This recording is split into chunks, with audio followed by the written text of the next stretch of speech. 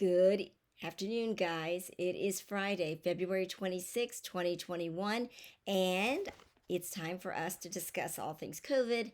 And because this is also the end of Heart Health Month, we're going to touch on heart health tips. We briefly discussed some heart health tips at the beginning of the month, and I thought that we should also take the time to discuss some heart health tips now that we are closing out February, because heart attack and stroke, cardiovascular disease is still the number one killer of both men and women in the United States. So it's definitely something that we cannot forget, even though we are in the throes of COVID. And yes, we lose many people from COVID every single day. We also lose many people and will continue to lose many people from heart disease. So we will be discussing both things today. As always, I am excited to be here. I'm Dr. Shelley Coleman Glover. I am a board certified gynecologist specializing in wellness, anti aging, and bioidentical hormonal therapy, as well as minimally invasive surgeries. I have a master's in public health, and we have been discussing every week the latest in COVID 19, along with some other, once again, healthy subjects to help you be the healthiest that you can be. So, as always, let's go over the numbers. I'm located in Central Florida, so I like to give both the worldwide numbers, the United States numbers, as well as the Florida numbers before we delve into details. And of course, everyone should know that today, the Johnson & Johnson vaccine is vying for approval as the third vaccine to be approved in the United States, so we will also discuss that. I've held off until it was, imminent, so that we could have a fresh discussion on that subject. The date so far, we're at 113.6 million cases of COVID worldwide, 29 million in the United States. Deaths overall, 2.52 million people have died from COVID worldwide, and 520,000, almost 521,000 have died here in the United States. It's more people than have died in the wars.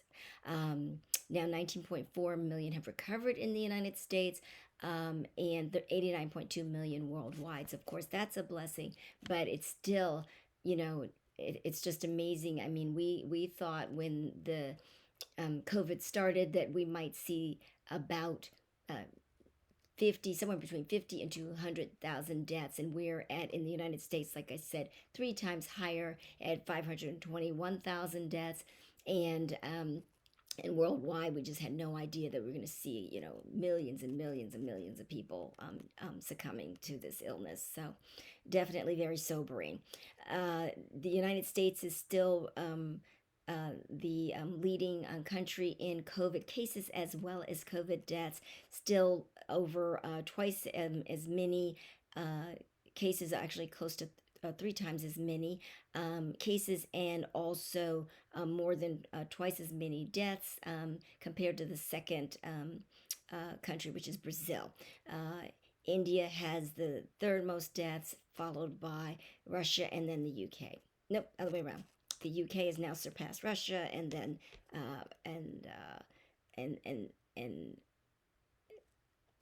yes, so UK. So it's, let's get it right. It's United States has the most number of deaths, followed by Brazil, followed by India, followed by the UK, and then Russia. Although there are more cases in Russia, just slightly. There's 4.2 million cases in Russia and 4.1 million in the UK. Let's compare that to the United States, where we have 29 million.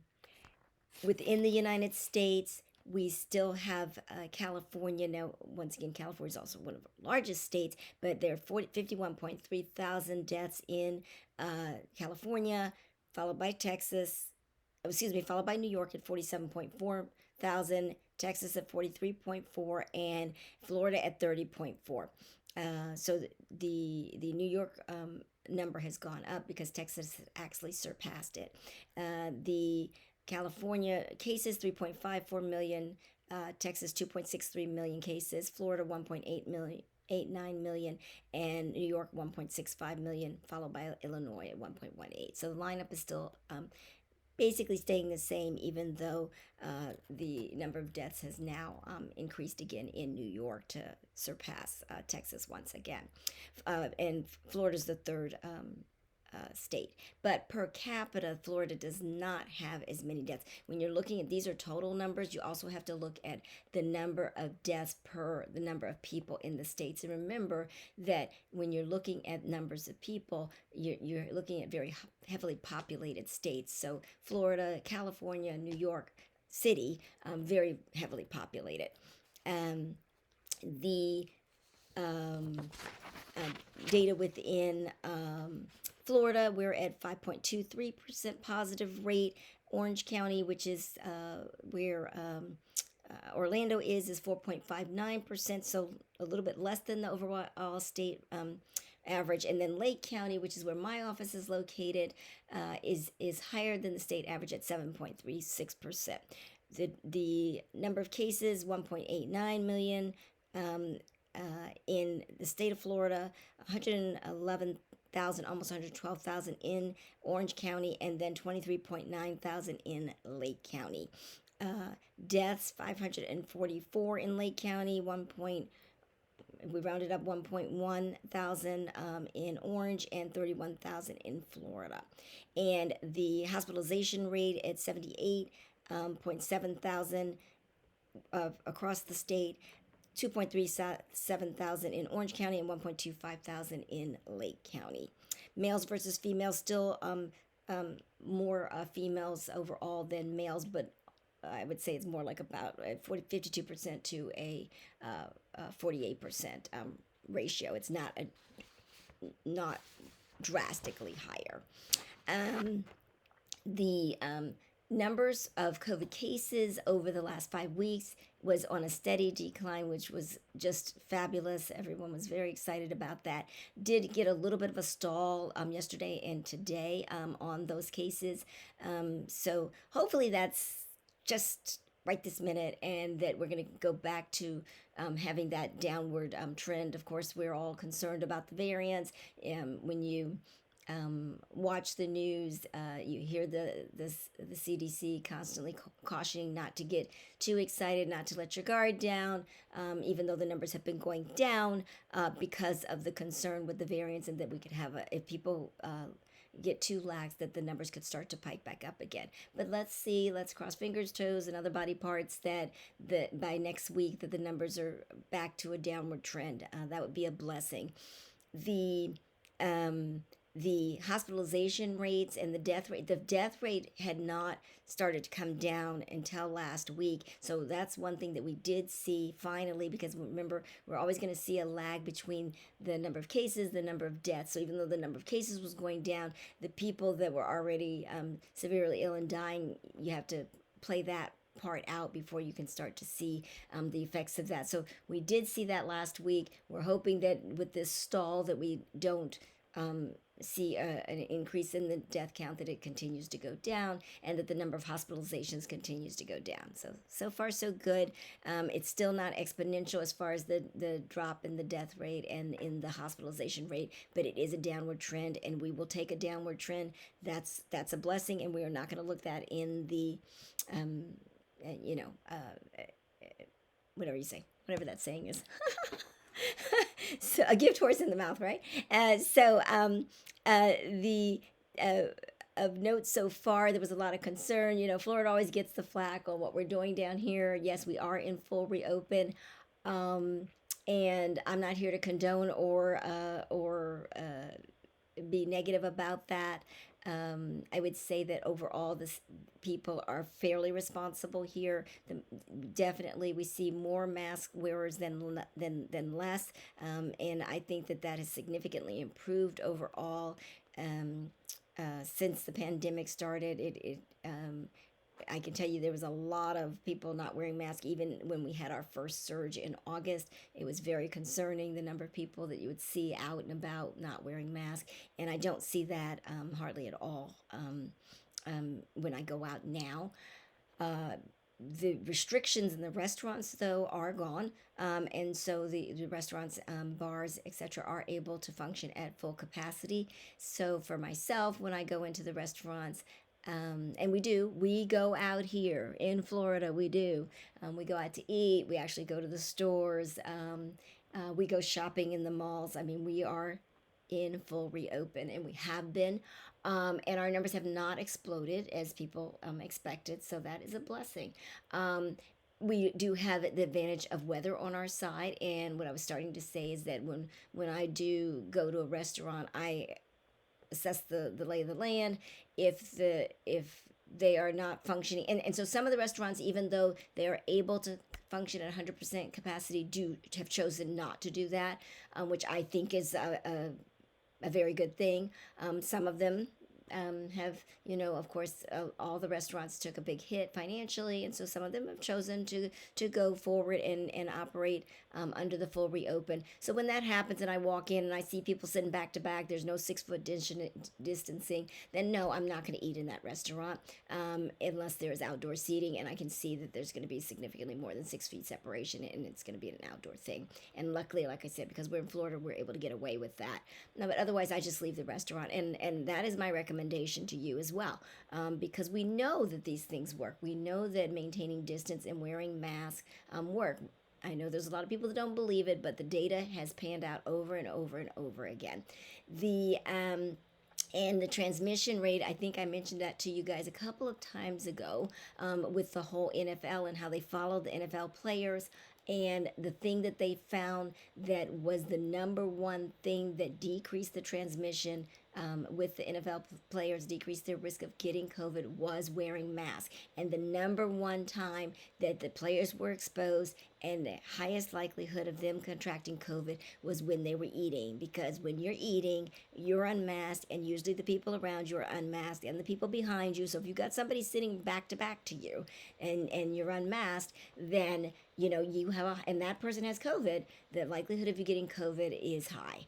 And there was a study that we also, I think, mentioned a couple of times ago that said that 6 feet in the face of COVID. Oh, the same one. The NFL study said that the 6 foot distancing was not enough in certain cases when there was a person that had COVID and people were eating and they were unmasked. So you can take it for what you want. I'm not here to instill fear. I'm just here to make sure you understand what's out there, what the studies are showing, because that's what I care about. I'm not here for political stuff or any of that crap. I'm here to give you the latest medical data so that you can make informed decisions in your life and make good decisions, hopefully.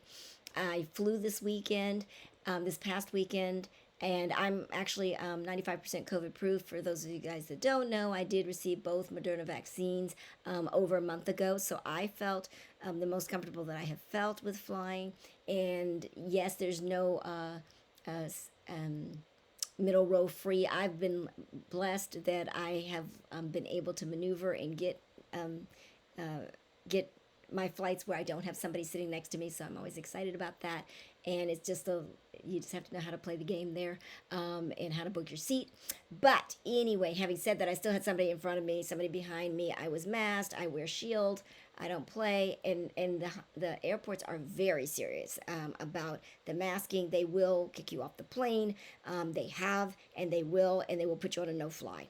And so, do not plan to get on a plane and not wear your mask. Also, since the planes, especially coming back to Florida, was very crowded, I just chose not to eat or drink at all while I was on the plane. It just wasn't worth the risk to me, because there were people around me, and so I could make it 2 hours without having anything to eat or drink. So that's the safest thing, because at least you're maintaining your mask, so that, because they are serving stuff on the plane, so there are people taking their mask off to drink and to eat. And if that person has COVID and they're right next to you or right around you within that radius, then that's putting you at risk. So that's my recommendation, is if at all possible, even if they give you yummy things to eat on the plane, or if you take stuff that you would actually eat, even in the terminal, even though there's concern, of course, in the terminal, at least it's a bigger space. You can separate yourself away a little bit if you want to eat. So that's my recommendation if you have to eat. The best, safest thing, of course, is to eat at home before you leave.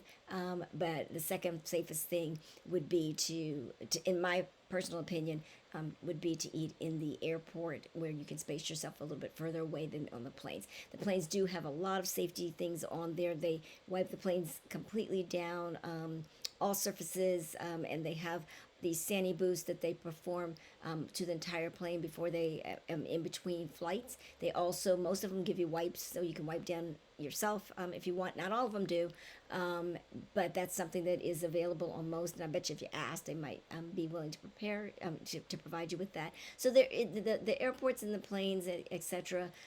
They're doing their part to keep us as COVID free as possible. The and the reason why I went off on that little tangent was because we were talking about the I was going to talk about the Super Bowl, and so far because there was reveling going on post Super Bowl in Tampa.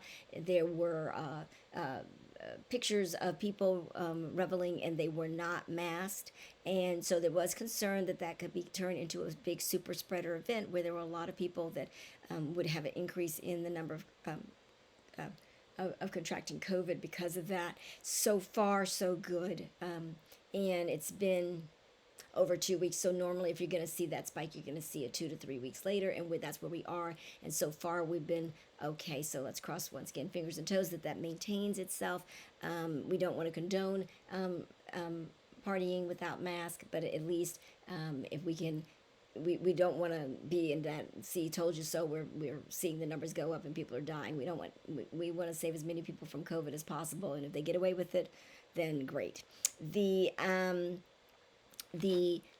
vaccinations, we are at over 70 million people have received at least one vaccine in the United States, and over 30 million have received both of their vaccinations. So that's really exciting. So 14% of the population in the United States has been vaccinated. We all know, like I said, that there's a third vaccine player that should be getting approval any minute now, which is Johnson & Johnson, and their safety data is really good, so I doubt very seriously that there would be a reason why it wouldn't get approved, because they don't have any worse data than Pfizer or Moderna, who received the emergency approval. So just to refresh your memory, there's 3 different vaccines then if we count the Johnson & Johnson, and the Johnson & Johnson vaccine is a little bit different. The Pfizer and the Moderna vaccine are both what we call messenger RNA, and they are a newer technology. They are both over 90% effective, as far as we know, against both contracting COVID and becoming severely ill and dying from COVID after the second vaccine, 2 weeks after the second vaccine. There is efficacy seen after the first vaccine, but because the studies were devised for the two, we don't have a significant portion of people that have not received both vaccines to say how long the immunity from one vaccine would go. The data for Moderna and for Pfizer that was seen in the studies is playing out in the public. We are not seeing an increase in deaths from the vaccine. We're not seeing an increase in adverse effects.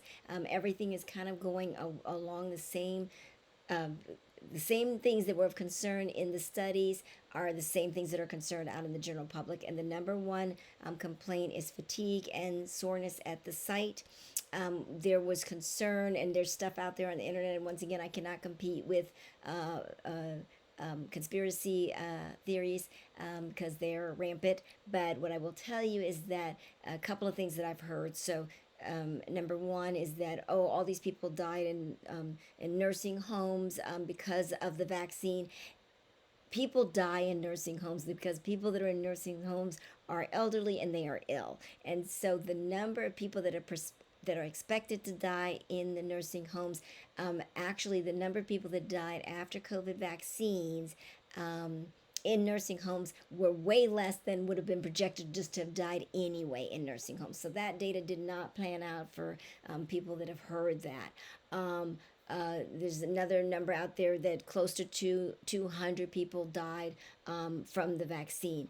That number, when you go out, remember that's all cause of death, and so it's just people that died after at any time after the vaccine. So that does not mean that they died from the vaccine. And when they go back and they look at the data once again in the general public, if you, the majority of people that when you look at these deaths that die were dying of heart attacks, and the risk of a heart attack in the general public is higher than the number that is significantly higher than the number of people that should have died from sudden cardiac arrest from the COVID vaccine if you were extrapolating out the numbers. So it doesn't pan out. Yes, there have been people that have died. There are people that die every single day. We have over 3,000 people dying of COVID every single day. That's more than people, more people on a given day that die every single day from COVID than died in at the World Trade Center. And so you cannot, 200 out of like 70 million people that have received a vaccine, that's nothing. That's negligible compared to, we're talking about 200 over 70 million versus our numbers have been up as high as 5,000 people have died in one day from COVID. So when you're thinking about this, when you're weighing whether you want to get the vaccine, keep those things in mind. The Johnson & Johnson vaccine is one dose versus the two that the Pfizer and the Moderna require. Also, the Pfizer vaccine needs to be kept extremely cold, in temperatures that regular freezers can't get to. Moderna can handle a regular freezer, and Johnson & Johnson doesn't need a freezer, so that's really exciting. So they are expecting that once it's approved, that it will be, it's also reasonably priced, and Johnson & Johnson has a pledge not to price gouge it, and so that they can have it as available as rapidly and as economically as possible to as many people as possible. So it's one vaccine. There's been some questions about whether or not it was as good as the Moderna and the Pfizer. No, they don't have the 95% data. But what they do have is that they have a over 80% effective rate at not getting moderate to severe disease, and nobody in the vaccination part of Johnson & Johnson died from COVID. So you don't want to get COVID. We all get that. But if you get COVID and it acts like the flu or a mild flu or a cold, then that's the second best thing, right? And so the main goal, I always tell people, and I say this whether no matter what it is, I say the same thing if I'm dealing with breast cancer or heart attack or stroke. You don't want to get whatever it is, so you don't want to get COVID, but the main thing is not to die of it, and the main thing is not to become a long haul or not to have negative effects. So if this vaccine is going to protect you from moderate to severe disease, if this vaccine is going to protect you from dying, then that's the most important thing. And the negative effects, because of course that's the big thing that people are concerned about, they actually had more negative events in the placebo group than in the vaccinated group. So they have the least amount of side effects noted. So if you're concerned about side effects and you're not in one of the high risk tiers that's going to be getting the vaccine soon, then you may want to choose to get the Johnson & Johnson. Now, a lot of people, because the vaccines are still, few and far between, you shouldn't try to hold off for one vaccine versus another. You really should take the vaccine that's available to you if you are planning to get one, because heaven forbid you hold off waiting for the Johnson & Johnson vaccine because you're concerned about the side effects from Moderna or Pfizer, and in the meantime you get COVID-19 and become severely ill. That's not a good thing. So you don't know the day and the hour, so you don't want to assume that you can maintain yourself safe until you can get to the vaccine that you think is the best vaccine for you to have. So that is my recommendation, is that if you are planning to get the vaccine and you have access to it, that you go ahead and move forward versus waiting. Do you have to get the vaccine? You don't have to do anything at this point. No one's making you get the vaccine, and you have to sit down and you have to weigh the pros and the cons. As I discussed, I chose to get the vaccine. It was I was scared at first. When I first heard about it, I had all the same concerns that everybody else did. Is it too fast? Is it, do they have the data? it's new technology. What are the side effects? Yeah, I'm going to get a negative side effect. What are the long term effects? But I know what the long term effects can be from COVID, and I don't like them. And I can't afford to be out of my office for 2 weeks. And I can't afford, my patients can't afford for me to not be available to them for 2 weeks. So I knew in my particular case that the benefits far outweighed the risk, and that's why I chose to go with the vaccine. You have to do the same, and that's what I recommend: is that you do a T chart and you put the positives and the negatives and you tally them up and you decide what you want to do when you grow up. So that's let me see if I missed anything. Oh, the other concern, of course, that people have is the anaphylaxis, the acute allergic reaction to the vaccines. That over 90% of those, I think every case except for one occurred within 30 minutes. So if you're concerned about that, first of all, they usually watch you. Hi, Tanita. They usually watch you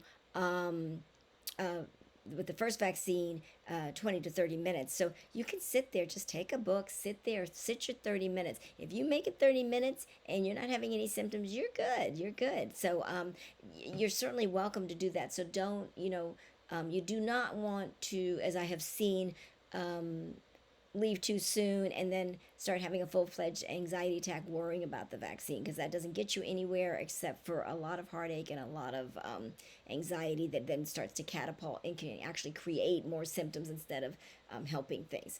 The and one other thing, with the Moderna and the Pfizer vaccines, the thought process had been from the original studies that the Moderna vaccine was showing more aches and pains and fatigue than the Pfizer with the second vaccine. When I poll people who have gotten it, and myself, I had Moderna. And I was really lucky. My second vaccine, my first was actually worse than my second, and my first wasn't bad. So I was one of the lucky ones. But even when I talk to people that have had both, I in my cohort, more the Pfizer, the second vaccine of Pfizer has had more side effects in the people that I have spoken with than the second vaccine of the Moderna. And there's no way for you to tell. There's just no way. So just so you're aware. Also, if you've had COVID, they're going to be looking at new studies. There appears that people that have had COVID, that the likelihood is that they may be able to just get one of the vaccines, either Pfizer, Moderna. They don't, and obviously Johnson and Johnson, because there's only one. They may be able to get just one vaccine and be COVID proof because they've already got the antibodies, and then they come in with a vaccine, and that pushes them forward and gets them really great immunity. So those of you that have had COVID, they're still encouraging that you get the vaccine. As you've heard me say, what I encourage you to do is get tested for antibodies, because if you have the antibodies, because we have a shortage of vaccines, I would recommend that you waited and until other people that don't have the antibodies are able to get vaccinated first. But that is just a recommendation. You once again have to do your evaluation, and you have to decide what is the best thing for you. And of course, they have the new variants out, and we do know that with the Brazilian one that there are people getting reinfected with that one. So you have to weigh that. And the variants, we have about 10% that they think are here in the United States. They do not know, though, that it's only 10%. You have to understand that the United States has been behind the eight ball in testing for the variants. And so we don't know for sure. It's not like you can hang your hat on that and say, okay, there's only 10% of all the COVID cases. It's 10% that we know of. I would estimate that it's probably at least twice as much of that.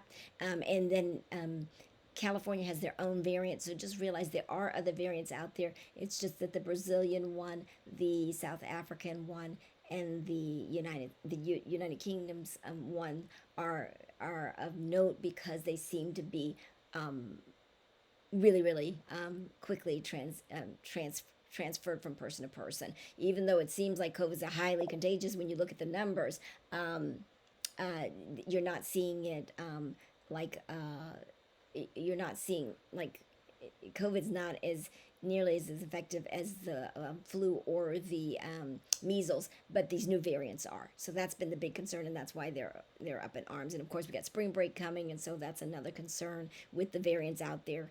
Like we have the Brazilian variant here in Florida, and of course, we have a lot of spring breakers that come our way. So concerned that we could have a big eruption of numbers following that. Tanita, we just talked about the J&J vaccines, and no, they have the least amount of side effects. And so that's a blessing. And I said that if you're really, really concerned about the side effects with Moderna and Pfizer, I would definitely hold off and wait for J&J if you feel comfortable that you are maintaining yourself and that you can avoid contracting COVID until that vaccine comes out, because the number of side effects with J&J actually were less in the vaccinated group than in the placebo group. So definitely, if you're at high risk, if you're somebody that's prone to getting allergic reactions after vaccines or after bee stings or after anything, if you were somebody who walks around with an EpiPen, I would wait and get the Johnson and Johnson. That's my personal recommendation. So we're gonna start switching off unless something of course, I'm going to tell you the latest data, and as the Johnson and Johnson rolls out, after a couple of weeks of that rolling out, we'll certainly revisit it and see if there's anything else. So I mean, the vaccines will still be something that we probably end up talking about, because it's the data is constantly changing, and we're constantly learning new things. They're talking about potentially a third, that vaccinating a third time with either Pfizer or Moderna on a yearly basis may occur, but who knows? We'll stay tuned for that. Pfizer is rolling out. They've already been testing teenagers with the Pfizer vaccine. They have that study ongoing, and they're about to start enrolling kids as young as 5 in a study. So that's the latest on the vaccines. So we're going to start next week talking more about the long haulers. We've brushed on it a couple of times, but there is a significant amount of people out there who are suffering past the first couple of weeks, and they're called long haulers. If the symptoms persist past 6 weeks, that's what they consider it, and there's significant symptoms that people are experiencing. So as you know, the title of this whole talk is coping with COVID, so we're going to start taking those things and kind of coming up with some hopefully helpful suggestions that you can look into to try to if you're one of the people that gets it, to try to help you feel better. Plus, just talking about it's basic things, and so we just talking about them, period, and hopefully helping you guys out with some helpful natural things that you can do to help combat some of these symptoms and or diseases that we're seeing. So anyway, so as I mentioned before, this is February is Heart Health Month, and so we already talked about the fact that heart attacks and strokes are the number one killer of women and men, and that women sometimes miss the boat because they don't think that they're at risk. So just to refresh, and the thing is that I always find interesting when I'm dealing with my patients is that we're always scared of the things we don't have control over, because that's just human nature. We want to be in control. We want to be able to we don't like being out of control. So with COVID, we have certain things that are in our control, and we can do those, but we don't like to be told what to do, and we don't like things that hinder what we want to do. So it's okay to pay the piper when it doesn't affect us that much, but then when it suddenly is, you can't go here or you can't do that, then we want to bend the rules, and that's just human nature, and that's just the nature of us as Americans, because we're used to our freedom and being able to do what we want to do. And I'm here to judge. I'm just stating a fact. So the same thing with heart disease. The things that can protect us are very basic, but the majority of us don't do them. And so, I get patients all the time that are afraid of cancer, or afraid of COVID, or these, these things that of dying. And when I say that, 1 in 2, so that's me or you, are going to die of heart attack or stroke, it's kind of like, it just doesn't have that same zing. It doesn't have that fear factor, even though it really should, because it is, and will continue to be the number one killer. So um and it's things that we know that we can do, but we don't want to do them. The biggest thing, especially here in the United States, is diet, diet, diet, diet, diet. And diet is just so important for so many things. So it's heart healthy. It of course can decrease the incidence of diabetes. It can control diabetes. It can help your blood vessels. It can help a lot of people don't realize it helps you. Your diet can influence your sleep. Your diet can influence your ability to have sex. Your diet can influence your anxiety and depression. Foods, these sugary foods, these artificial foods, all the fillers and the preservatives, they take a toll on our bodies. So eating healthy, I know it sounds boring, but it actually can make a big difference, and it can save your life. Even with COVID, eating healthy and getting your sleep, they have shown that those things will help your body to be able to combat COVID. Heaven forbid if you get it. And so simple things. I'm not a dietitian. I'm not here to sit down and go over specific diets and tell you, okay, eat this little portion and that portion, etc. There are one of the joys, of course, with COVID. One of the positive things is that pretty much everything is available online. So and for sometimes more reasonable prices than used to be. So if you're someone that has not been able to have access to a health coach or access to a dietitian or nutritionist, Dr. Google's your friend. I would get on there. I would Google. I would see if you can find somebody. And the great thing is they don't have to live anywhere close to you. You can have a consult with somebody in Alaska if you want to. And you can sit down, and there's lots of different people. There's lots of different diets.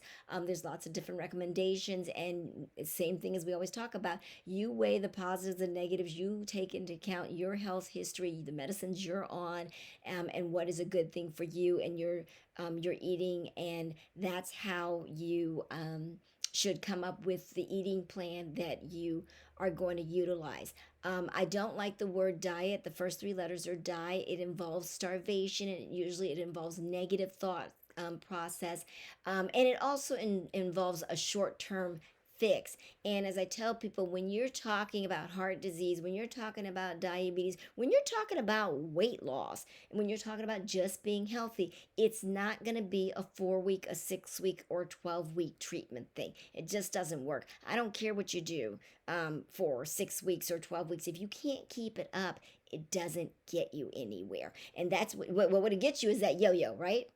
And so that's what we see. And people lose weight and then they gain it all back. And actually, they tend to gain more because the body says that crazy lady just starved me. It's usually ladies, not to say that guys don't diet, but guys don't tend to usually diet the way that our women do. So I'm not trying to be biased. I'm just calling it like it is. So most people when they diet, their thought process is not the way it should be. You should think, I'm changing my eating habits for the rest of my life. And I get people all the time, no, I just need a kickstart. I just need a medicine to help me, and then I'm going to be okay. No, it doesn't work that way. There's no miracles. I wish there were. If there were, we'd all be on them. There is no miracle pill. There is no miracle supplement. There is no miracle diet except for changing your eating habits and keeping it there. There's nothing, like I said, there's no short term fix that's going to continue unless you continue doing what it is. So, therefore, I don't like extreme diets. Why? Because you can't keep them up. And so I get people that come in my office all the time. I'm on this. I'm on the keto diet. I'm on the intermittent fasting. I'm on the blood type diet. I'm on, I don't know, there's a billion of them. I'm on the South Beach diet. There's a billion diets out there. And what I say to them is, if it's working for you and it doesn't affect your health, then have at it. But I don't want to hear about it until you've kept the weight off for 2 years, because that's all I care about is, can you continue whatever you're doing, and is it healthy for your body? There are people who go on some of these diets, and it's all about calorie counting, and it's all about points or whatever, and it's not healthy. So I tell people, you can't tell me that you're eating a lean cuisine and that's as good as is eating a piece of fresh chicken.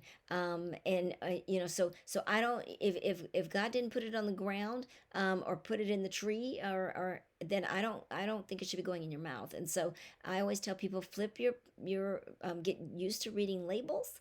And if you can't, pronounce everything that's on that label, it probably shouldn't be going in your body. If you see the words and then the trigger words, modified cornstarch, high oh dear Lord, now I'm blanking up. Any of that stuff, any of that fructose, not fructose. Oh God, you need to help me. It's high. It's the corn syrup, it's the corn starches, all that stuff. It's just garbage. And you have to. It's amazing how much it is there, and so that's the problem once again with dieting and not having a nutritionist or somebody helping you, is that the American diet is so crappy that we usually just go from crappiest to crappier. Yeah, corn syrup, thank you. And so you may think, like, okay, I'm not gonna eat. So we know certain things are bad, right? So we know that we shouldn't have sodas. But then people think, well, I'm gonna have a diet soda.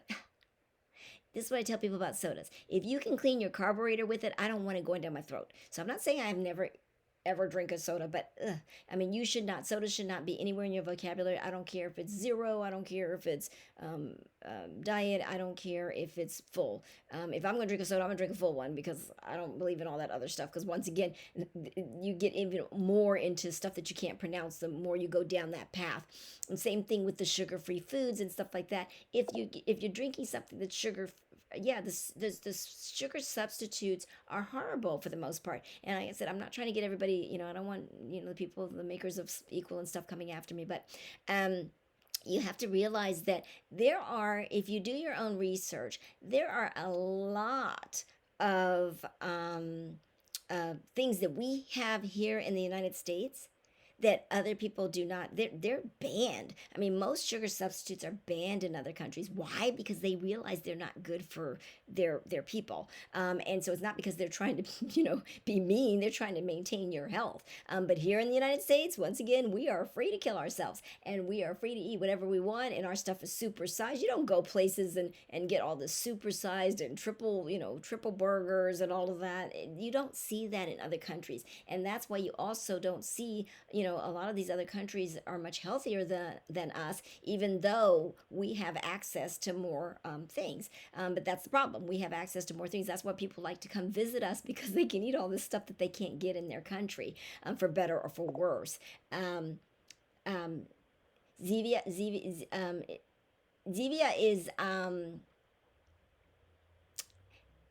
stevia. So Elizabeth is asking about Zevia, which is a non-calorie soda made from stevia instead of sugar or artificial sweeteners. So stevia is definitely, if you look at, so normally the naysayers, the sweet and low, bad. Bad, bad, bad, bad, bad. It's been around forever, and that's usually something that the elderly and people over 70, 75 are used to, because that was one of the first ones that came out.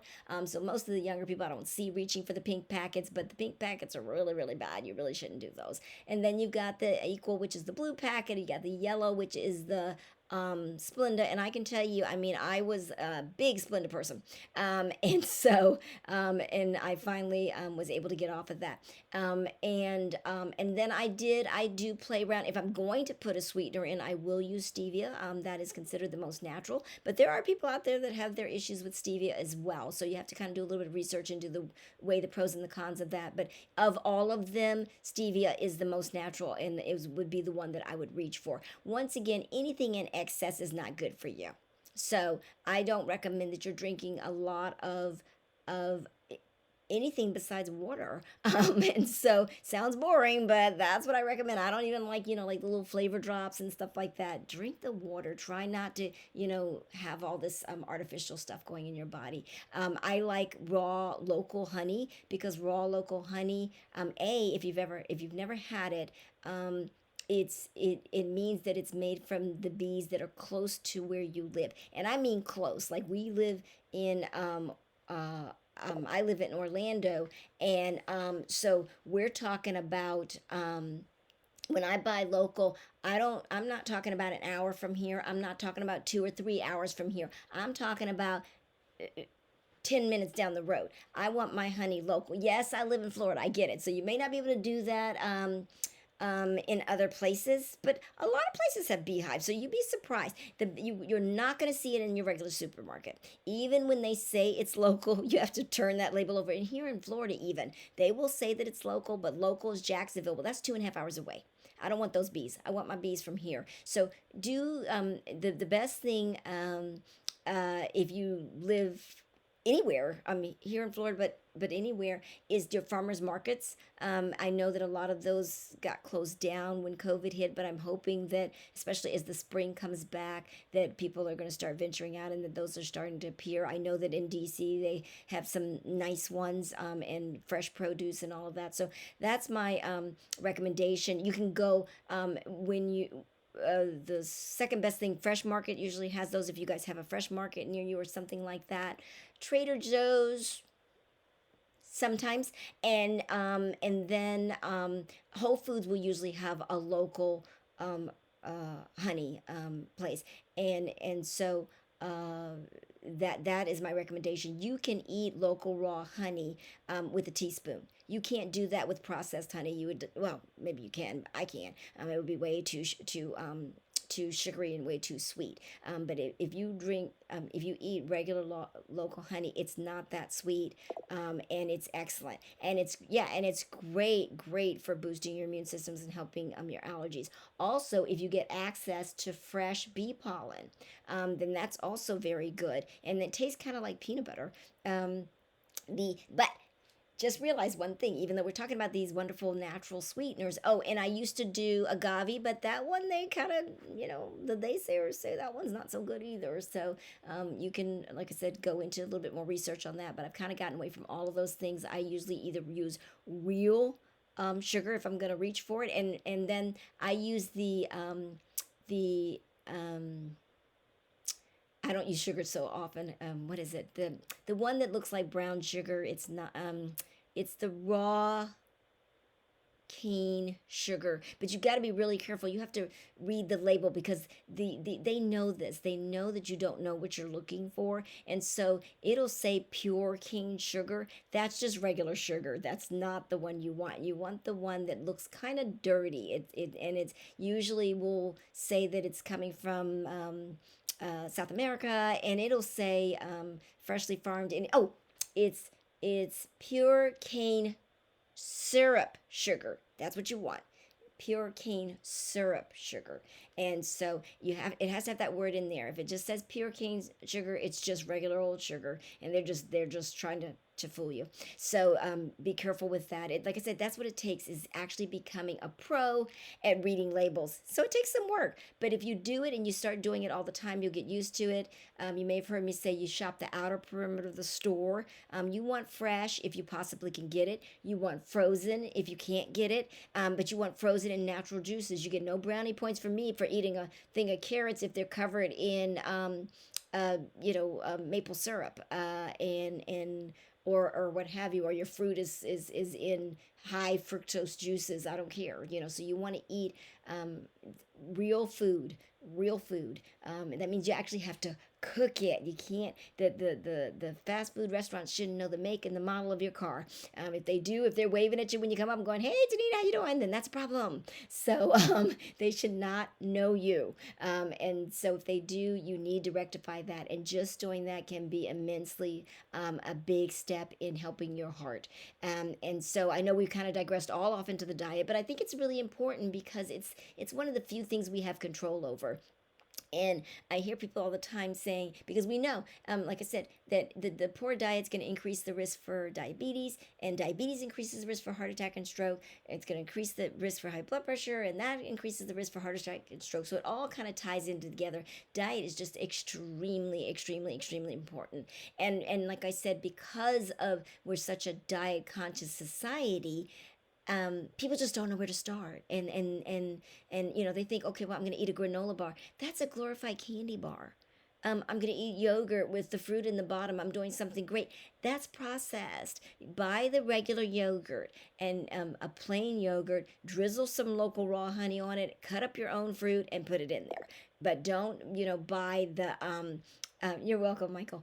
So don't buy that stuff. You think you're doing a good job because we don't know what we're doing. And so, like I said, get somebody that can help you if you get overwhelmed, because it can get overwhelming the first couple of times. So don't get too overwhelmed, and pick small things to do. Like if you try to do it the first time you go grocery shopping and you're trying to do a full shop, you will probably run out of the grocery store screaming, because you will suddenly realize how many things. And I'm not saying I don't eat junk food. Good Lord knows, I can, but not on a regular basis. And I always say, like if I'm gonna put calories on my rear end, it's gonna be something homemade. So so I do stay away from the processed stuff for the most part. So I hope that that's been helpful. The other thing, of course, is exercise, but that's a whole nother conversation that we can get into maybe next week. I'll see. I was actually planning to talk about sleep. I thought we would talk about insomnia, because that's one of the things that is actually affecting a lot of our COVID long haulers, and it's something that I deal with in my practice every single day. And so I was thinking that, but if you guys would prefer to talk about exercise, we could certainly delve into that as well. And if there's no other further questions, I will, of course, wish you guys adieu. And hopefully you have a wonderful weekend. It is sunny and gorgeous here in Florida, so we will be spending some time outdoors getting some fresh air. And hopefully you are. I know that the country, the weather's been going up and down and sideways. So when you do get some good days, get out there. If you're in the cold and you're out there in Park City or something like that, get some skiing in for me. I wish I was there. And I will see you guys next Friday in March, and we will go from there. As always, have a wonderful weekend. Stay healthy and stay safe. Take care, guys.